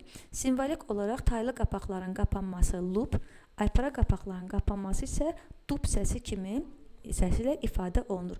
Bu səslərin qrafikdəki rəqəmlərlə düzgün uyğunlaşdırıldığı bənd hansıdır? Gəlin baxaq uşaqlar. Buranı oxumağa çalışaq. Bu nədir uşaqlar? Bu gördüyünüz kimi qulaqçıqların sistolasıdır. Qulaqçıqların sistolasında nə baş verir uşaqlar? Qulaqçıqların sistolasında taylı qapaqlar necədir? Açıqdır. Bu isə artıq gördüyünüz kimi qulaqlıqlar sistolanı bitirib, qan hara keçib, qan artıq mədəciyə keçib və mədəcik yığılmağa başlayıb. Deməli, taylı qapaqlar necədir? Taylı qapaqlar bağlıdır. Deməli, birincidə taylı qapaq 0,1 saniyədə taylı qapaq bağlıdır. Sonra gördüyünüz kimi uşaqlar, aypara qapaq necədir burada? Aypara gördüyünüz kimi mədə yığıldı, mədəcik yığıldı və qanı hara ötürdü? Qanı gördüyünüz kimi damarlara ötürdü. Və nə oldu uşaqlar? Burada aypara qapaq açıqdır. Burada isə artıq qan hara keçdi? Qan artıq deməli aortaya keçdi və ya da ki arteriyalara keçdi və aypara qapaq neynədi? Aypara qapaq bağlandı. Aypara qapaq bağlandıqda təbii ki taylı qapaq neynəyəcək uşaqlar? Yəni dördüncüdə taylı qapaq təbii ki deməli burada neynəyəcək? Açılacaq uşaqlar. Açılacaq. Aypara qapaq bağlananda həmişə taylı qapaq açılır ki, artıq ürəyi yavaş-yavaş nədə olsun? Qanda olsun inşallah. Və eyni zamanda gördüyünüz kimi inşallah bir də baxın burada taylı qapaq neynəyəcək? Taylı qapaq bağlanacaq. Niyə? Çünki bu artıq növbəti belə deyək də siklin nə idi? Növbəti siklin sistolasının sonudur uşaqlar. Yəni artıq mədəciyin belə deyək də sistolasının əvvəldir. Qulaqçıq sistolasının sonu və mədəcik sistolasının əvvəldir və taylı qapaqlar necədir uşaqlar? Bağlıdır gördüyünüz kimi. O zaman gəlin baxaq uşaqlar. 0,1 saniyəyə uyğun nədir? Loopdur. Taylı qapaq bağlandı. 0,4 saniyəyə uyğun nədir uşaqlar? Bu, deməli, gördüyünüz kimi burada aypara qapaqlar bağlandı bu hissədə. Üzr istəyirəm. Aypara qapaqlar bağlandı. Və deməli, 0,4-də nə oldu uşaqlar? 0,4-də dub oldu. Sonra keçək deməli, bir də harda gördük biz bunu? Bir də 0,9-da gördük. Yəni burada gördük uşaqlar, yenidən oldu loop. Yəni dördüncüdə oldu loop gördüyünüz kimi. Baxaq. Deməli, loop 1 olan variantda növbəti 3-dür, deməli bunu götürmürük. Loop 4 olan variantda növbəti 2-dir, deməli bunu götürürük. Loop isə 2 olacaq. Deməli, Y variantını seçdik. Keçək 22-ci suala. Nə dedik ki, bir çıxıl zamanı taylı qapaqlar ümumi olaraq neçə saniyə açıq qalmışdır? Bunu iki cür tapa bilərsiniz uşaqlar. Birincisi necə tapa bilərsiniz? Baxın, qulaqçıqların sistolası neçə saniyə? 0,1 saniyə. Düzdürmü? Taylı qapaqlar burada açıqdır. Taylı qapaqlar bir də baxın bu nöqtədən, 4-cü nöqtədən başlayır. Ta 0,8-ə bir sikldən söhbət getsə 0,8-ə qədər açıqdır. 0,45, 0,8, 30-da neçə oldu uşaqlar? 0,35. 0,1 də buradan 0,35-in üzərinə 0,1 gəlsəniz olacaq neçə? 0,45 saniyə. Və yaxud da ki, bir siklin sonu ilə o bir siklin əvvəlini götürsəniz, inşallah yenə də bir sikldəki taylı qapaqların açıq olma müddətini tapa bilərsiniz. Yəni 0,45-dən 0,9-a qədər olan məsafə yenə nə olacaq? 0,45 olacaq. Bunu da götürə bilərsiniz inşallah. Yəni bu şəkildə də tapa bilərsiniz. Ona görə cavab oldu nə? Cavab oldu 0,45 saniyə. C variantını seçdik. 23-cü suala baxaq. Nə deyir inşallah? Deyir ki, hansı aralıqda mədəciklərin həcmi ən azdır? Mədəciklərin həcmi ən az olacaq deməli uşaqlar. Ümumi diastola zamanı. Çünki ümumi diastola zamanı mədəciklərdə belə deyək də hələ ki qan yoxdur. Düzdür, biz deyə bilərik ki, mədəciklərin sistolası zamanı mədəciklərin həcmi aşağıdır. Həcmi bəli orada aşağı olacaq. Çünki mədəcik sıxılır. Amma bütün hallarda onun içərisində axı qan var. Qan olduğuna görə mədəciyin həcmi deməli ümumi diastoladan daha belə deyək də ümumi diastola demək, daha doğrusu mədəciyin boşaldığı həmin bax bu 3-cü ilə 4-cü aradakından nə olmayacaq? Kiçik olmayacaq. Ona görə də ən kiçik həcm burada 3-cü ilə 4-cü arasında olacaq. Elə o səbəbdən də uşaqlar aypara qapaqlar bağlanır ki, qan eləməsin, qan geriyə mədəciyə qayıtmasın. Çünki mayələrin hərəkət qanunlarına əsasən qan arteriyada çox olduğuna görə deməli təzyiqi hara qayıtmalıdır? Deməli geriyə qayıtmalıdır. Ona görə də deməli bax gördüyünüz kimi bu şəkildə izah etmək olar. Mədəciklərdə, qulaqçıqlarda və aortadakı təzyiq dəyişmələrini əks etdirən əyrilər hansı bənddə düzgün verilmişdir? Gəlin baxaq uşaqlar. Demək burada X nə olacaq? X qulaqçıqlar, W nə olacaq? W mədəciklər, Y isə nə olacaq? Y isə deməli damarlardakı, aortadakı təzyiqi göstərir. Baxaq, X nə oldu? X qulaqçıqlar. Deməli bu varianta baxırıq. Qulaqçıq, W oldu mədəcik və Y də oldu aortadakı. C variantını seçdik. 25-ci suala baxaq. 25-ci suala deyir ki, aypara və taylı qapaqların açıldığı və qapandığı nöqtələr rum rəqəmləri ilə göstərilmişdir. Hansı bənddə düzgün verilmişdir? Yenidən qayıdaq. Həmin qrafika uşaqlar əslində bilirik artıq, amma yenə də qayıdaq. Baxaq. Birincidə nə idi uşaqlar? Taylı qapaq bağlı. İkincidə aypara qapaq açıq. Üçüncüdə aypara qapaq bağlı. Dördüncüdə deməli taylı qapaq nə? Taylı qapaq açıq. İndi baxaq. Taylı qapaqda yerlər dəyişikdir. 1 ilə 4 taylı qapağa aiddir. Amma 4-də açıqdır. 1-də isə necədir uşaqlar? Bağlıdır. 2 ilə 3 ardıcıl gedəcək. Nə oldu? Taylı qapaq 4-də açıqdır. 4-də açıq. 1-də qapalı.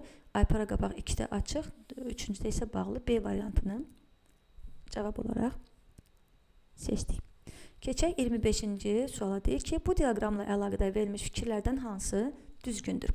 Qulaqçıqdakı təzyiqin artması yalnız qulaqçıq divarı əzələlərinin yığılması sayəsində baş verir. Bu doğru deyil inşallah. Çünki qulaqçıqda təzyiqin artması, içərisindəki qanın olması, mədəciyin bura təzyiq göstərməsi və s. ilə əlaqədardır. Yəni yalnız bir faktorla əlaqədar deyib, demək bu variant yanlış olacaq. Arteriyalardakı sistolik təzyiq mədəciklərin yığılmış vəziyyətindəki təzyiqə, diastolik təzyiq isə mədəciklərin boşalmış vəziyyətindəki təzyiqə bərabərdir ifadəsi nə olacaq? Yanlış olacaq inşallah. Çünki arteriyalardakı sistolik təzyiq heç vaxt mədəciklərin yığılmış vəziyyətdəki təzyiqinə bərabər olmayacaq. Çünki mədəciklər yığıldıqda ən yüksək təzyiqə malik olur və ondan deməli onun sonra arteriya ötürdükdə təbii ki, arteriyada təzyiq mədəciyə nisbətən necə olacaq? Aşağı olacaq. Ona görə bu variant nədir inşallah? Bu variant yanlışdır. Bizdən düzgünü soruşur. Aortadakı maksimal təzyiq mədəciklərdəki maksimal təzyiqdən çox ola bilməz. Bu doğrudur inşallah. Deməli, bu variant doğru seçirik. Ürək siklinin ümumi diastolu fazasında mədəciklərdəki təzyiq, qulaqçıqlardakı təzyiqdən çox olur ifadəsi yanlış olacaq uşaqlar. Çünki belə deyək də, mədəciklərdəki təzyiq, qulaqçıqlardakı təzyiqdən çox olsaydı, o zaman ümumi boşalma zamanı, ümumi diastola zamanı mədəciklərə qan dola bilməzdi. Deməli, bu yanlışdır. Həm buradan da götürə bilərik, mədəciklərin həcmi daha böyükdür. Boşalmış da vəziyyətdədir. Deməli, orada təzyiq daha necədir? Uşaqlar, təzyiq daha aşağıdır. Qulaqçıq və mədəciklərin həcmi artdıqca buradakı təzyiq də artır. Deməli, qulaqçıq və mədəciklərin həcmi artdıqca buradakı təzyiq də artır ifadəsindən deməli, neyinir inşallah? Biz doğru ifadə kimi götürmürük. Ona görə də burada yanlış olacaq. Həcm artdıqca təzyiq neyinir? Aşağı düşür. Həcm azaldıqca təzyiq neyinir? Təzyiq qalxır. Biz bunu sizinlə bilirik inşallah. Deməli, bu da 27-30-cu suallardır. Bu da maraqlı sualdır inşallah. Deyir ki, 27-30-cu suallara molekuların hüceyrədən sekresiya mexanizminin kəşfi ilə əlaqədar mətnə əsasən cavab verin. Endoplazmatik şəbəkə YR və Golgi aparatının sekresiyada birgə rol oynadığı 1967-ci ildə James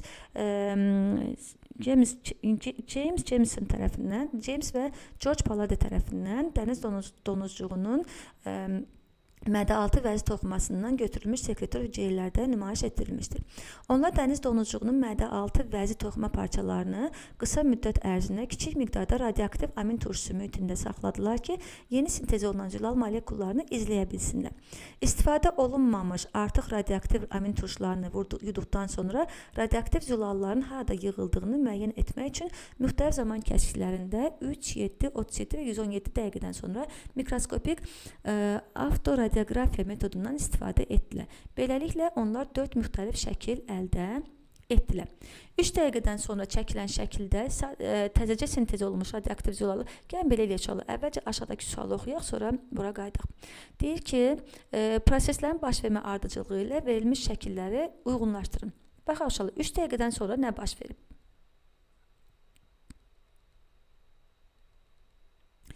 3 dəqiqədən sonra deməli, çəkilən şəkildə təzəcə sintez olunmuş radioaktiv zülallar, dağınıq, tünd rənglər dənəvər endoplazmatik şəbəkədə rast gəlinir. Baxın, bu nədir uşaqlar? Dənəvər nədir? Endoplazmatik şəbəkə. Buradan da görürsünüz. Və dağınıq şəkildə nə edir? Burada rast gəlinir. Deməli, burada üçüncü nə olacaq uşaqlar? Daha doğrusu bu nədir? Bu olacaq deməli 3 dəqiqədən sonra. Buraya yazaq 3. Sonra 7 dəqiqədən sonra çəkilən şəkildə gözünə işarələnmiş zülalların əksəriyyəti yaxınlıqdakı Golgi aparatlarına daşınmışdır. Baxın uşaqlar, burada əgər siz bunu məsələn götürsəniz, bunu götürsəniz və bir də bunu götürsəniz, bu uyğun olmur. Çünki bu nədir uşaqlar? Bu deməli zimagen cisimciklərdir. Burada isə uşaqlar deməli kondensasiya edən vakuollardır. Kondensasiya edən vakuollar və zimagen cisimciklər. Deməli bu deyil. Nədir? Ox işarələrlə hara doğru yönəldi? Golgi komplekslərinə doğru yönəldi. Deməli, bu 7 dəqiqədən sonra oldu. 7 dəqiqədən sonra. 37 dəqiqədən sonra çəkilən şəkildə işarələnmiş zülallar kondensasiya edən vakuollara məlumat edirlər. Kondensasiya edən vakuolları burada görürsünüz. Baxın, budur. Deməli, bu nə oldu? Bu 37 dəqiqədən sonra oldu. 117 dəqiqədən sonra çəkilən şəkildə işarələnmiş zülallar zimagen cisimciklərində rast gəlinir ki, bunlar da hüceyrə xaricinə ifraz olunmağa başlayır. Baxın, zimagen cisimciklər artıq bunlar düşürlər. Bunlar hüceyrə xaricinə çıxmağa hazırdırlar və deməli, ona görə 117-ni də bura yazdıq. İndi uyğunlaşdırmağa çalışaq. Deməli, nə oldu? Deməli, W oldu 3 dəqiqədən sonra 2 varianta baxırıq. Deməli, X oldu 7 dəqiqədən sonra, yenə bu 2 varianta baxırıq. Deməli, Z oldu 37 dəqiqədən sonra, deməli, C variantına qalır və Y oldu 117 dəqiqədən sonra, cavab oldu C variantı. Keçək növbəti suala. Deyir ki, proseslə əlaqədar verilmiş fikirlərdən hansı və ya hansılar yanlışdır? Hüceyrənin xaricindəki boşluqda radioaktiv zülalların varlığı təcrübənin əvvəlində hüceyrələrin yaxşı yuyulmadığını göstərir. Baxın inşallah, əvvələn bir cümlədən bu cümlənin, daha doğrusu bir ifadədən bu cümlənin yanlış olduğunu deyə bilərsiniz. Baxın inşallah, hüceyrənin xaricində radioaktiv amin turşular var idi uşaqlar. Və deyir ki, İçəri keçdikdən sonra artıq belə deyək də baxın burada nə deyir inşallah radioaktiv amin turşusu mühitində saxlanılır ki, yeni sintez olunan zülallar harda sintez olunacaq? Daxildə sintez olunacaq. Deməli uşaqlar, xaricdə nə yox idi? Xaricdə zülal yox idi. Xaricdə radioaktiv amin turşusu var idi. Ona görə də bu variant nə olacaq? Yanlış olacaq. Bunu seçək. Müəyyən müddətdən sonra hüceyrə daxilində demək olar ki, radioaktiv maddə qalmayacaqdır. Bu ifadə doğrudur. Çünki hamısı nəyə toplandı? Zimagen cisimciklərə toplandı və bu zimagen cisimciklər də onu hara çıxardacaqdır? Xaricə çıxardacaqdır. Baxın, hamısı gedirlər neyinlə? Hamısı gedirlər, toplanırlar zimagen cisimciklərə və xaricə çıxmağa hazırlaşırlar. Deməli, bu variant nə olacaq? Doğru olacaq. Əgər radioaktiv amin turşuları hüceyrəyə zülalın tərkibində verilsəydi, zülalların nəqlində iştirak edən qovuçuqları izləmək çətin olacaqdır. Təbii ki, bu doğrudur uşaqlar. Çünki lazımdır ki, həmin radioaktiv amin turşulardan yeni zülallar sintez olunsun və onlar sonra Hodge kompleksinə doğru irəliləsinlər və onları izləmək daha rahat olsun. Deməli, bu variant yanlışdır, doğrudur və seçmirik. Bu hüceyrələrdə zülalların sintezi onların daşınmasından daha yavaş baş verir ifadəsi nə olacaq uşaqlar? Yanlış olacaq. Çünki zülalın sintezi daşınmadan daha təbii ki, sürətli baş verən bir prosesdir. Zimagen cisimciklərin membranının sitoplazmaya baxan üzü eksositozdan sonra hüceyrə xaricindəki boşluğa baxır. Yəni, membranın sitoplazmaya baxan üzü xaricə çıxdıqdan sonra çevrilməyəcək ki, elə yenə də hara baxacaq? Sitoplazmaya baxacaq. Ona görə də bu variant nə olacaq? Yanlış olacaq. Deməli, 1-ci, 4-cü və 5-ci burada yanlış olacaq. 29-cu suala baxırıq. Deyir ki, Evkaryot hüceyrələrdə sekresiyanın bir neçə fərqli üsulunu ayırd edirik. Davamlı sekresiya plazmatik membran səthində, diqqətli olun baxın uşaqlar, plazmatik membran səthində qovuqcuqlarının fasiləsiz boşaldılmasıdır. Tənzimlənən sekresiya hüceyrə xaricindən, baxın uşaqlar, hüceyrə xaricindən gələn siqnalın təsiri altında qovuqcuqların nəzarətli və sürətli boşalmaları təmin edilir. Və polyarlaşmış sekresiya isə sekresiyanın yalnız hüceyrənin müəyyən bir ucundan həyata keçirilməsidir. Buna əsasən verilmiş mülahizələrdən hansı düzgün deyil? Neyronlarda polyarlaşmış sekresiya baş verir. Bəli, tamamilə doğrudur uşaqlar. Neyronlarda polyarlaşmış sekresiya, çünki orada bilirsiniz, qıcıq həmişə neyini? Bir ucdan digər uca, yəni hardan başlayır? Dendritdən başlayır, cisimdən də aksona doğru neyinir? Hərəkət edir. Deməli, bu burada A variantı doğrudur. Bunu seçməyib. Həzm vəzilərində tənzimlənən sekresiya baş verir. Baxın, B variantı ilə D variantı bir-birini təksib edən nələrdir uşaqlar? Təksib edən variantlardır. İndi bunun biri doğrudur, biri yanlışdır. Necə seçək? Deməli, mədə-altı vəzinin beta hüceyrələrində daha çox davamlı sekresiya gedir, yoxsa ki, həzm vəzinin tənzimlənən sekresiya baş verir.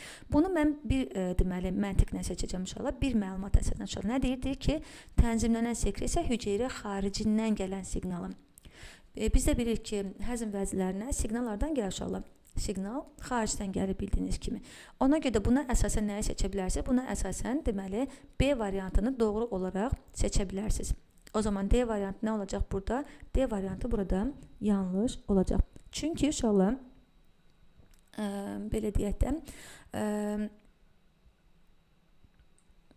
çünki burada deməli beta vəzinin mədə-altı vəzinin beta hüceyrələrində bildiyiniz kimi insulin sintezi olunur və insulin də qıcığı hardan alır? Xaricdən alır. Yəni qanda şəkər miqdarı artır və bu zaman qıcıq xaricdən gəlir. Qaraciyər mədə-altı, daha doğrusu belə deyək də qaraciyər mədə-altı vəzi xaricdən siqnal gəlir və nəticədə nə olur? Təbii ki, bu siqnal nəticəsində nəzarətli şəkildə, baxın, qovuqcuqlar nəzarətli şəkildə, çünki insulinin miqdarı da nəzarətli olacaq və eyni zamanda yaranan qovuqcuqlar da nəzarətli və sürətli boşalmalar təmin edəcək.